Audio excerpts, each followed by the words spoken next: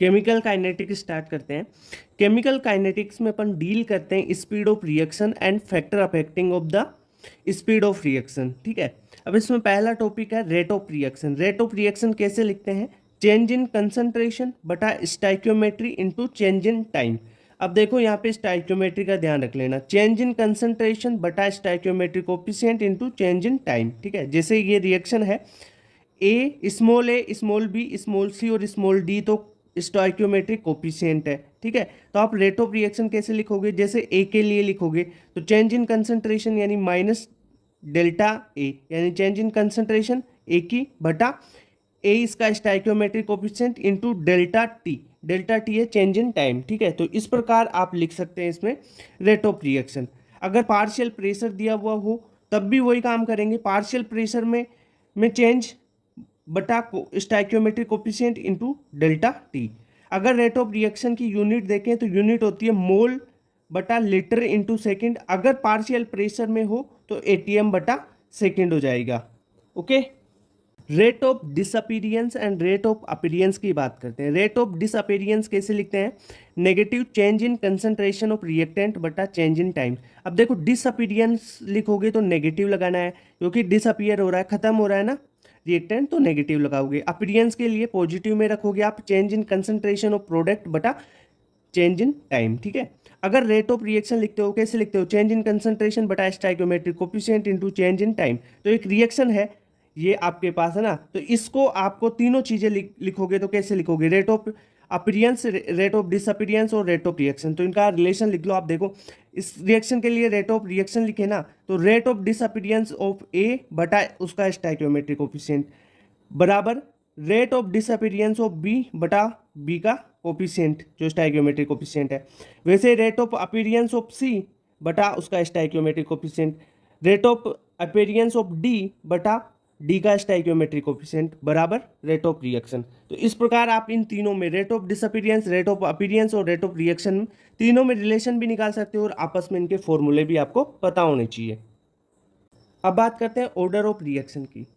Order of reaction है ना, वो एक्सपेरिमेंटल क्वांटिटी, यानी इसको एक्सपेरिमेंटली ही फाइंड किया जा सकता है। ठीक है, order is not influence by stoichiometry. Okay, order of reaction है ना, वो फ्रैक्शन में भी हो सकता है, जैसे 1/2 3/2 ऐसे।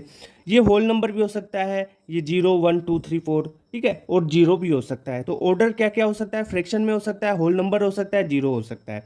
Order of reaction is sum of power to the concentration terms of reactants और to express the rate of reaction. ठीक है, ऑर्डर ऑफ रिएक्शन कैसे फाइंड करोगे? आपने रेट ऑफ रिएक्शन लिखा है ना, जो कंसंट्रेशन की पावर्स में, ठीक है, जो होगा स्टाइक्योमेट्रिक कोफिशिएंट इसका, या जो भी आपने एक्सपेरिमेंटली रेट ऑफ रिएक्शन लिखी है उसकी पावर्स होंगी ना, उनका सम ही ऑर्डर होता है। ओके, इतनी बात क्लियर। अब बात करते हैं मोलिकुलरिटी। मोलिकुलरिटी होती क्या है? Number of particles which will collide with each other so that reaction can take place. Okay, कोई भी एक एलिमेंट्री रिएक्शन है, उसके लिए जो मोलिकुलरिटी होती है वो उसके स्टाइक्योमेट्रिक कोफिशिएंट होते हैं ना, उससे फाइंड की जा सकती है। जैसे अब एक रिएक्शन है 2A + 1B से प्रोडक्ट बना है, तो इसकी मोलिकुलरिटी कैसे देखोगे? ये एक एलिमेंट्री रिएक्शन है, तो इसकी मोलिकुलरिटी इसके स्टाइक्योमेट्रिक कोफिशिएंट का योग हो जाएगा, सम हो जाएगा। तो 2 है इसका कोफिशिएंट और इसका कोफिशिएंट 1 है, तो क्या हो जाएगा? मोलिकुलरिटी 3 हो जाएगी ना, 2 + 1 3, तो मोलिकुलरिटी भी 3। और इसका अगर रेट ऑफ रिएक्शन लिखते हैं तो इसका क्या जो ऑर्डर ऑफ रिएक्शन है वो भी 3 हो जाएगा। ओके, रेट कांस्टेंट की बात करते हैं कि सर जीरो ऑर्डर के लिए, फर्स्ट ऑर्डर के लिए, सेकंड ऑर्डर के लिए क्वेश्चन में रेट कांस्टेंट पूछा जाता है। ट्रिक भी बताऊंगा इसकी और सारा कॉन्सेप्ट बताने वाला हूँ। रेट ऑफ रिएक्शन कैसे लिखते हो? रेट ऑफ रिएक्शन बराबर के इंटू कॉन्सेंट्रेशन की पावर एन। एन क्या है? Order of reaction. ठीक है, अगर आपको यहाँ पे जो के है ना, वो होता है रेट कांस्टेंट, और इस के को निकालना है, के की यूनिट निकालनी है। सीधा आपको एक फॉर्मूला ध्यान रखना है, के बराबर मोल बटा लीटर। ठीक है, वर्क इट, और इसकी पावर है 1 - n। ठीक है, और सेकंड है ये इनवर्स में, सेकंड की पावर -1। अब यहाँ पे n की वैल्यू, अगर जीरो ऑर्डर के लिए आपको k की यूनिट चाहिए तो n की वैल्यू 0 रख दो, तो 1 - 0 तो 1 ही हो गया, तो मोल बटा लीटर बटा सेकंड, तो यह आ जाएगा जीरो ऑर्डर के लिए k बराबर mole litre inverse second inverse. अगर यहाँ पे n की वैल्यू 1 रखोगे तो फर्स्ट ऑर्डर के लिए हो जाएगी, तो सेकंड इनवर्स बचेगा। 1 माइनस 1 जीरो हो जाएगा, तो ये फर्स्ट ऑर्डर के लिए सेकंड इनवर्स ओनली यही बचेगा। ठीक है, तो ऐसे आप काम कर लोगे। सेकंड ऑर्डर के लिए काम कर लो, फर्स्ट ऑर्डर के लिए सॉरी, ये हो गया ना सेकंड इनवर्स। और सेकंड ऑर्डर के लिए जहाँ पे 1 माइनस 2 करोगे तो ये इनवर्स हो जाएगा, तो लीटर ऊपर चल जाएगा, मोल नीचे हो जाएगा, तो मोल इनवर्स लीटर की पावर 1 और सेकंड इनवर्स हो जाएगा। तो ये आपको के की यूनिट्स है, फर्स्ट ऑर्डर के लिए, सेकंड ऑर्डर के लिए, थर्ड ऑर्डर के लिए, कैसे भी आप निकाल सकते हो। ठीक है, इस कॉन्सेप्ट से। जीरो ऑर्डर रिएक्शन की बात करते हैं। जीरो ऑर्डर रिएक्शन में मान लो कोई ए रिएक्टेंट है, उससे प्रोडक्ट बन रहा है। अब इस ए की टी बराबर जीरो टाइम पे इसकी कंसंट्रेशन है ए नोट मान लो, और किसी टाइम टी पर इसकी कंसंट्रेशन ए टी हो जाती है। ठीक है, ए टाइम किसी टी बराबर जीरो टाइम पर ए नोट बराबर ए माना, प्रोडक्ट जीरो है उस टाइम। अगर टी टाइम पे प्रोडक्ट एक्स बन गया तो रिएक्टेंट कितना होगा, ए माइनस एक्स। ठीक है, इतनी बात क्लियर। ओके, इसकी रेट ऑफ रिएक्शन के लिए फॉर्मूला क्या होगा, आर ओ आर अपन लिखते हैं, के क्या है, रेट कांस्टेंट इनटू ए की कंसंट्रेशन की पावर। अब यहाँ पे एन, एन का मतलब क्या है भाई, ऑर्डर ऑफ रिएक्शन तो यहाँ पे जीरो है, तो ए की पावर जीरो हो जाएगी। ओके, एक तो ये रिएक्शन है, उस जीरो ऑर्डर के लिए आपको ये फॉर्मूला याद रखना है। दूसरा आपको ए नोट का फॉर्मूला याद रखना है, A naught minus A t. A naught है किसी जीरो टाइम पर और किसी टी टाइम पर ए टी कंसंट्रेशन है ए की, बराबर के टी होता है। Rate of reaction concentration of reactant पे डिपेंड नहीं करती, क्योंकि कंसंट्रेशन ऑफ रिएक्टेंट की पावर जीरो है। तो रेट ऑफ रिएक्शन और कंसंट्रेशन ऑफ रिएक्टेंट में इस प्रकार एक सीधी रेखा आ जाएगी। ठीक है, हाफ लाइफ की बात करें तो हाफ लाइफ क्या होती है, time in which reactant is 50% reacted. 50% react कब होगा, हाफ लाइफ पर, तो टी हाफ बराबर ए नोट बटा 2 के इसकी हाफ लाइफ होगी। ओके, फर्स्ट ऑर्डर रिएक्शन की बात करते हैं। मान लो ए रिएक्टेंट है, उससे प्रोडक्ट बन रहा है, टी बराबर जीरो टाइम पे ए नोट, ए की कंसंट्रेशन ए नोट है, जिसे ए से स्मॉल ए से डिनोट कर दिया। अब कैपिटल टी टाइम पर इसकी ए की कंसंट्रेशन 80 हो गई। ठीक है, यहाँ पर देखो प्रोडक्ट की कंसंट्रेशन एक्स हो गई, तो ए की कंसंट्रेशन ए माइनस एक्स हो जाएगी। ओके, इतना क्लियर है। इसके लिए रेट लो लिखोगे, आप कैसे लिखोगे, फर्स्ट ऑर्डर रिएक्शन है तो आर ओ आर बराबर के क्या है, रेट कांस्टेंट इनटू जो कंसंट्रेशन है इनिशियल उसकी पावर 1। ओके, तो ये आपको रेट लो लिख में आना चाहिए। अब आप जो इसका एक फॉर्मूला और है वो सबसे इंपॉर्टेंट, न्यूमेरिकल इसी बेसिस पे आएगा कि के टी या तो के पूछेगा या टी पूछेगा आपको। के टी बराबर 2.303 log 10 के बेस पे ए नोट बटा ए टी। ए नोट है इनिशियल कंसंट्रेशन और ए टी है फाइनल, किसी टी टाइम पे आपको जिस टाइम पे पूछा है ना, इस टाइम पे उस पे ए की कंसंट्रेशन। ठीक है, इसके लिए हाफ लाइफ का फॉर्मूला होता है टी हाफ बराबर एल एन टू, यानी एल एन होता है नेचुरल लॉग ऑफ 2 बटा के। नेचुरल लॉग 2 का क्या होगा, 0.693 बटा के। तो ये एक फिक्स ही वैल्यू हो गई आपकी, के चेंज करोगे यानी T half inversely proportional only के। ये जो हाफ लाइफ है ना, ये कंसंट्रेशन पे तो डिपेंड ही नहीं कर रही, ओनली के पे डिपेंड कर रही है। यहाँ पे एक फॉर्मूला और इंपॉर्टेंट है, वो ध्यान रखना, ए टी बराबर ए नोट हाफ की पावर एक्स। एक्स क्या है, टोटल हाफ लाइफ। ठीक है, टोटल हाफ लाइफ कैसे निकालोगे, जितना भी टाइम दे रखा है ना उसमें टी हाफ का भाग दे देना, तब आपके पास टोटल हाफ लाइफ आ जाएगी। सबसे ज्यादा क्वेश्चन ग्राफ्स पे आते हैं। जीरो ऑर्डर रिएक्शन के सारे ग्राफ एक साथ बता रहा हूँ। रेट ऑफ रिएक्शन और कंसंट्रेशन ऑफ रिएक्टेंट में ये सीधा संबंध होता है कि rate of reaction zero order के लिए एक की पावर जीरो होती है, तो यहाँ पे सीधी एक लाइन हो जाएगी, यानी ए नोट पे डिपेंड ही नहीं कर रही कंसंट्रेशन ऑफ रिएक्टेंट पे, रेट ऑफ रिएक्शन डिपेंड नहीं कर रही। ठीक है, रेट ऑफ रिएक्शन टाइम पे भी डिपेंड नहीं कर रही, तो सीधी लाइन हो जाएगी। टी हाफ और इनिशियल कंसंट्रेशन की बात करें तो टी हाफ का क्या फॉर्मूला था, टी हाफ बराबर ए नोट बाई 2 के था। तो यहाँ पे देखो टी हाफ और इनिशियल कंसंट्रेशन के बीच में एक डायरेक्ट लीनियर लाइन बन जाएगी ना, सीधी रेखा में। तो इनिशियल कॉन्सेंट्रेशन जैसे जैसे आपने टी आप बढ़ाया ए नोट बढ़ेगा, तो टी आप बढ़ाएगा ए नोट बढ़ेगा, सीधी रेखा बन जाएगी। ठीक है, अब हम बात करें कॉन्सेंट्रेशन ऑफ रिएक्टेंट और टाइम के बीच में, तो ए टी बराबर ए नोट माइनस के टी अपन ने फॉर्मूला पढ़ा था, वाई बराबर एम एक्स प्लस सी लगाओ, एम यहाँ पे माइनस के है आ जाएगा। ठीक है, कंसंट्रेशन ऑफ रिएक्टेंट ये है और टाइम ये है, तो इसमें ग्राफ प्लॉट करोगे तो नेगेटिव नीचे आ जाएगा, क्योंकि घट रहा है ना ये। ठीक है, स्लोप क्या है, नेगेटिव, इसलिए कंसंट्रेशन ऑफ प्रोडक्ट में ये लीनियर बढ़ेगा। ओके, एक्स बराबर के टी, तो कॉन्सेंट्रेशन ऑफ प्रोडक्ट क्या है एक्स, और के और टी में अपने को कॉन्सेंट्रेशन प्रोडक्ट और टी में ग्राफ है, तो ये लीनियरली बढ़ रहा है concentration of product zero order के लिए टाइम के साथ में, और कंसंट्रेशन ऑफ रिएक्टेंट टाइम के साथ में लीनियरली घट रहा है। अब देखो ऐसा ही ग्राफ कंसंट्रेशन ऑफ रिएक्टेंट और टाइम का मैं बताऊंगा आपको फर्स्ट ऑर्डर के लिए, पर वो घटेगा, वो लीनियरली नहीं होगा, वो एक्सपोनेंशियली होगा। ठीक है ग्राफ, और ये लीनियरली है, एक्सपोनेंशियली ग्राफ वो भी बताने वाला हूँ वो भी आपको। ग्राफ्स जो फर्स्ट ऑर्डर रिएक्शन के हैं उनको सारे को एक साथ कर लेते हैं। रेट ऑफ रिएक्शन और टाइम में अपन ग्राफ खींचते हैं, तो रेट ऑफ रिएक्शन बराबर के ए नोट, ठीक है, ई की पावर माइनस के टी होता है। यहाँ से वाई बराबर एम एक्स प्लस सी लगाओगे, तो रेट ऑफ रिएक्शन और टाइम के बीच में ग्राफ प्लॉट करोगे तो ये देखो एक्सपोनेंशियली डिक्रीज कर रहा है। ठीक है, यहाँ पे कंसंट्रेशन ऑफ रिएक्टेंट और टाइम के बीच में ग्राफ खींचोगे तो एक्सपोनेंशियली डिक्रीज करेगा, और कंसंट्रेशन ऑफ प्रोडक्ट और टाइम के बीच में ग्राफ खींचोगे तो ये फर्स्ट ऑर्डर के लिए एक्सपोनेंशियली इंक्रीज करेगा। इस टाइम पे जाके कंसंट्रेशन ऑफ प्रोडक्ट फिक्स हो जाएगी, फिर बाद में नहीं बढ़ेगा, फिर ये सीधा एक ग्राफ यहाँ से एक सिंपल लाइन में चले जाएगा। ठीक है, टी हाफ और इनिशियल कंसंट्रेशन की बात करें तो टी हाफ इनिशियल कंसंट्रेशन पे डिपेंड ही नहीं करता, क्योंकि टी हाफ क्या होता है, टी हाफ बराबर 0.693 बटा के होता है ना। ओके, इतनी बात। तो इनिशियल कॉन्सेंट्रेशन पे तो टी हाफ डिपेंड ही नहीं करता। ln80 की बात करें टाइम के साथ में तो ln80 बराबर ln ए नोट माइनस के टी ग्राफ होता है, तो y बराबर mx प्लस सी लगाओगे, m यहाँ से माइनस के आ जाएगा। ठीक है, तो ये ग्राफ लीनियरली डिक्रीज करेगा, क्योंकि यहाँ पे ln80 और टाइम के बीच में इसमें खींचा है, तो ये इंटरसेप्ट हो गया इसका ln ए नोट, यहाँ पे देख लो ना, ये ln ए नोट इंटरसेप्ट हो गया, और जो के है ये स्लोप हो जाएगा इसका।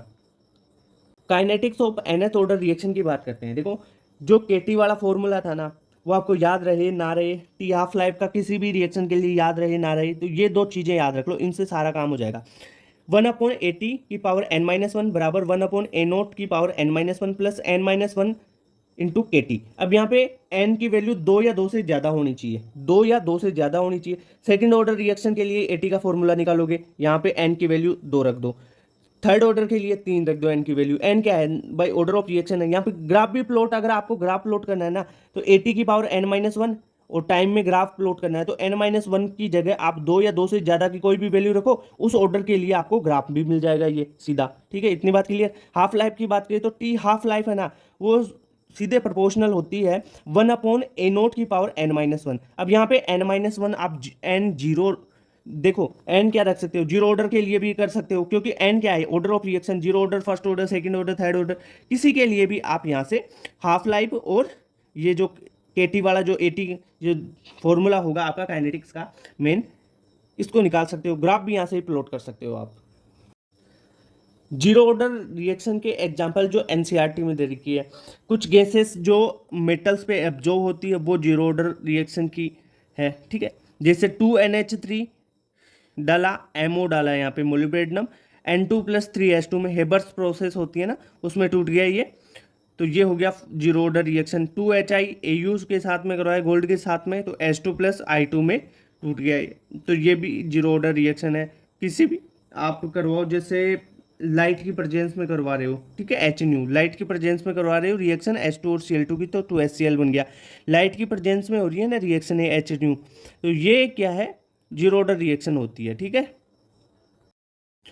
फर्स्ट ऑर्डर रिएक्शन के एग्जांपल्स की बात करें तो एनसीईआरटी में दे रखा है 2N2O5 को गर्म करोगे आप तो ये डिकम्पोज हो जाएगा NO2 और O2 में, तो ये फर्स्ट ऑर्डर रिएक्शन है।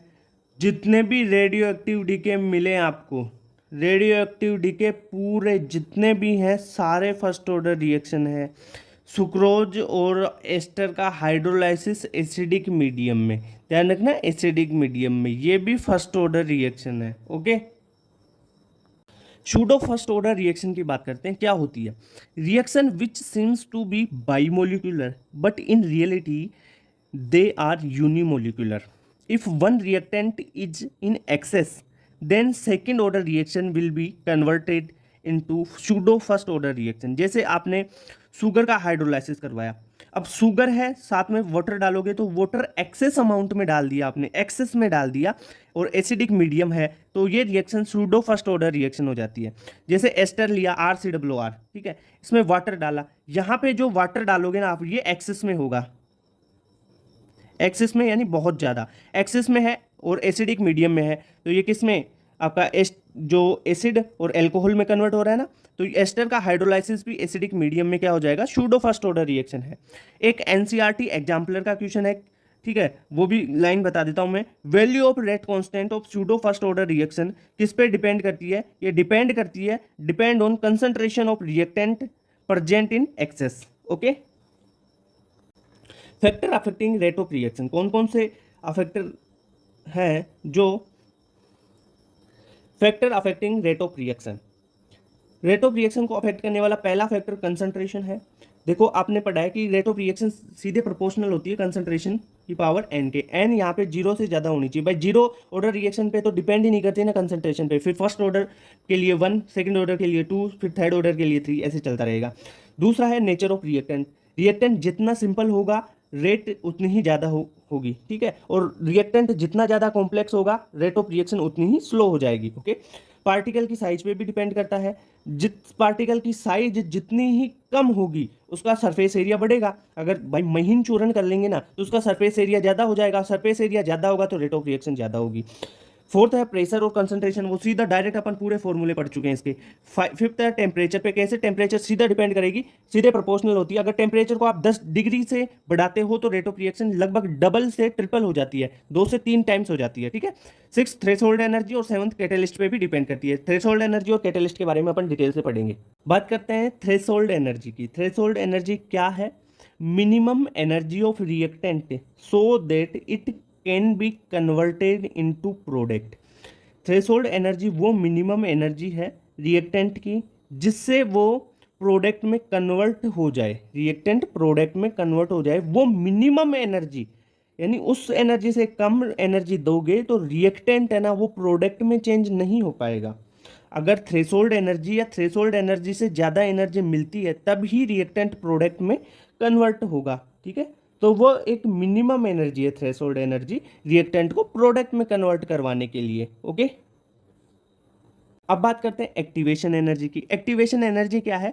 Energy given to reactant so that it energy become equal to threshold energy and can be converted into product. यानी वो एनर्जी दो आप रिएक्टेंट को, जितनी एनर्जी दोगे तब रिएक्टेंट की एनर्जी थ्रेशोल्ड एनर्जी पे पहुंच जाए, और थ्रेशोल्ड एनर्जी पे रिएक्टेंट की एनर्जी पहुंच गई तो रिएक्टेंट प्रोडक्ट में कन्वर्ट हो जाएगा। तो आपने जो एनर्जी दी है ना रिएक्टेंट को कि ताकि वो रिएक्टेंट थ्रेशोल्ड एनर्जी तक पहुंचे, वो एनर्जी ही एक्टिवेशन एनर्जी कहलाती है। जैसे एनर्जी और रिएक्शन कोऑर्डिनेट का एक ग्राफ बनाए, यहाँ पे देखो रिएक्टेंट से प्रोडक्ट बन रहा है, रिएक्टेंट से ये थ्रेशोल्ड एनर्जी तक आपका एक्टिवेशन एनर्जी फॉरवर्ड है, और प्रोडक्ट से आपकी थ्रेशोल्ड एनर्जी तक एक्टिवेशन एनर्जी बैकवर्ड है। यहाँ पे रिएक्टेंट और प्रोडक्ट की जो एक्टिवेशन एनर्जी है उनका जो डिफरेंस होगा वो डेल्टा एच है, वही एक्टिवेशन एनर्जी है। डेल्टा एच बराबर activation energy forward minus activation energy backward. अब यहाँ पे डेल्टा एच अगर पॉजिटिव आता है तो रिएक्शन एंडोथर्मिक होगी, डेल्टा एच नेगेटिव आता है तो रिएक्शन एक्सोथर्मिक होगी। ओके, आरएनएस इक्वेशन की बात करते हैं भाई। अभी रिसेंटली क्वेश्चन आया कि आरएनएस जो इक्वेशन है किस किस में रिलेशन बताता है? ये रेट कांस्टेंट और टेम्परेचर और एक्टिवेशन एनर्जी के बीच में रिलेशन बताता है। और रिलेशन क्या है? के बराबर ए ई की power minus E upon R T. E A यहाँ पे एक्टिवेशन एनर्जी है, के है यहाँ पे रेट कांस्टेंट, ए क्या है? प्री एक्सपोनेंशियल फैक्टर, ठीक है। इतनी बात क्लियर। अगर इसका नेचुरल लॉग लेते हैं, नेचुरल लॉग करते हैं तो एल एन के बराबर L N A plus L N e की power minus E R T. अब एल एन ई की power minus E upon R T क्या हो जाएगा? Minus E upon R T, क्योंकि पावर होती है एल एन में, ई के एल एन में जो पावर होती है वो आगे आ जाती है ना वैसे। तो एल एन के बराबर L N A minus E upon R T. अब यहाँ से आप ग्राफ खींच लोगे तो कैसे? वाई बराबर यहाँ पे ये एम एक्स प्लस सी का ये ग्राफ बना लो। यहाँ से एम क्या हो जाएगा? स्लोप हो जाएगा minus E upon R T, ठीक है। आर आर हो जाएगा ना, टी तो अपन यहाँ पे ले रहे हैं ना, एक्स वन अपॉन टी का ग्राफ खींचते हैं तो ठीक है। वन अपॉन टी क्या हो जाएगा? एक्स, एम क्या हो जाएगा? Minus E upon R. Okay, तो एल एन के और वन अपॉन टी में ग्राफ कुछ इस प्रकार होगा। नीचे क्यों आ रहा है ग्राफ? क्योंकि स्लोप है ना एम वो नेगेटिव है, ठीक है। अगर अपन बात करें एल एन वन, वो जो के है रेट कांस्टेंट, किसी दो रिएक्शन के लिए पूछा जाए तब आपको क्या फॉर्मूला लगाओगे आप? log के टू बटा के वन बराबर E upon 2.303 R one upon T one minus one upon T two. T one और टी टू क्या है? वो टेम्परेचर है, ठीक है। अब बात करते हैं कोलिजन थ्योरी की।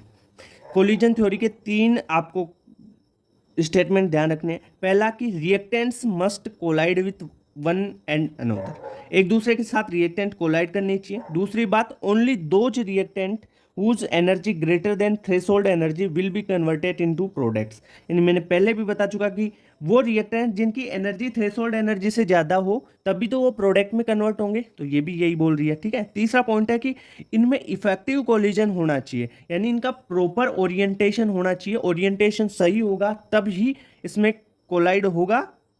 ओके, इसके लिए ए बराबर पी जेड अपन एक फॉर्मूला पढ़ते हैं। ए है यहाँ पे आरएनएस कांस्टेंट, पी है प्रोबेबिलिटी फैक्टर, यानी कितनी बार इसमें प्रोबेबिलिटी है कोलिजन की वो उसका फैक्टर, और जेड है यहाँ पे कोलिजन फ्रीक्वेंसी। ओके,